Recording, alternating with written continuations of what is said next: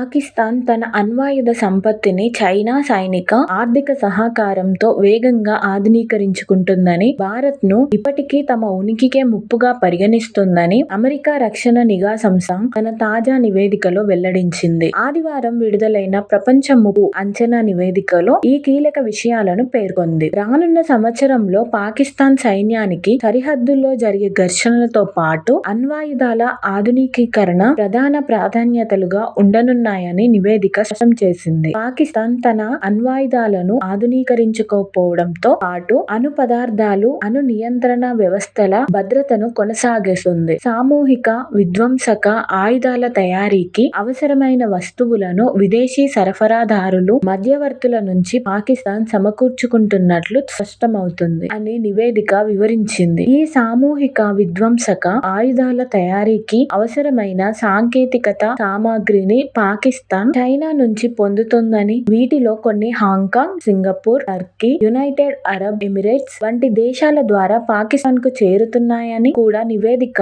వెలుగులోకి తెచ్చింది. చైనా ప్రధానంగా పాకిస్తాన్ కు సైనిక సామగ్రిని సరఫరా చేస్తున్నప్పటికీ పాకిస్తాన్ లో పనిచేస్తున్న చైనా జాతీయులపై జరుగుతున్న వరుస ఉగ్రదాడుల కారణంగా ఇరు దేశాల మధ్య సంబంధాలు కొంత దెబ్బతిన్నాయని, ఇది ఇరు మిత్ర దేశాల మధ్య ఉద్రిక్తతలకు కారణంగా మారుతుందని నివేదికలో పేర్కొన్నారు. భారత్ ను తమ ఉనికికే ప్రమాదంగా పాకిస్తాన్ పరిగణిస్తోంది. అందుకే భారత్ సాంప్రదాయ సైనిక ఆధిపత్యాన్ని ఎదుర్కోవడానికి యుద్ధ రంగంలో ఉపయోగించే అణ్వాయుధాల అభివృద్ధితో సహా తన సైనిక ఆధునికీకరణను ప్రయత్నాలను కొనసాగిస్తోంది అని నివేదిక తెలిపింది. భారత్ గురించి అమెరికా నిఘా నివేదిక ఏం చెప్పిందంటే, ఏప్రిల్ చివరలో జరిగిన ఉగ్రదాడికి భారత్ స్పందించిన తీరును నివేదిక ప్రస్తావించింది. పాకిస్తాన్ లో ఉగ్రవాద సంబంధిత మౌలిక సదుపాయాలను లక్ష్యంగా చేసుకొని భారత్ క్షిపణి దాడులు చేసిందని పేర్కొంది. ఈ క్షిపణి దాడి మే 7 నుంచి 10వ తేదీ వరకు ఇరు సైన్యాల మధ్య పలు దఫాలుగా క్షిపణులు, డ్రోన్లు,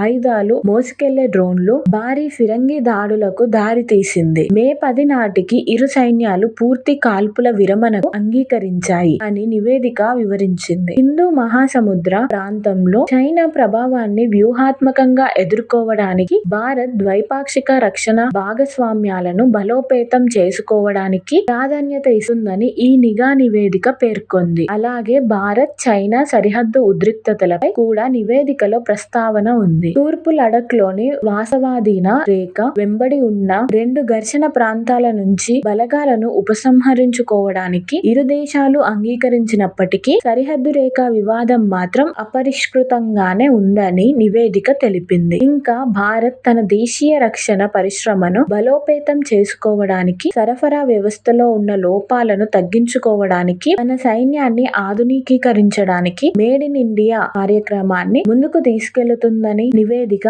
అంచనా వేసింది. అగ్ని-1 ప్రైమ్ మధ్య శ్రేణి బాలిస్టిక్ క్షిపణి, ఒకేసారి బహుళ లక్ష్యాలను ఛేదించగల అగ్ని-5 పరీక్షలు, రెండో అణు జలంతర్గామిని ప్రారంభించడం వంటి ఇటీవలి పరిణామాలను కూడా రక్షణ నిఘా సంస్థ ప్రముఖంగా ప్రస్తావించింది. చివరగా రష్యా నుంచి కొత్త రక్షణ వ్యవస్థల కొనుగోలును భారత్ తగ్గించినప్పటికీ విడి భాగాలపై ఆధారపడటం వల్ల 2025 వరకి రష్యాతో వ్యూహాత్మక సంబంధాలను కొనసాగించే అవకాశం ఉందని నివేదిక పేర్కొంది.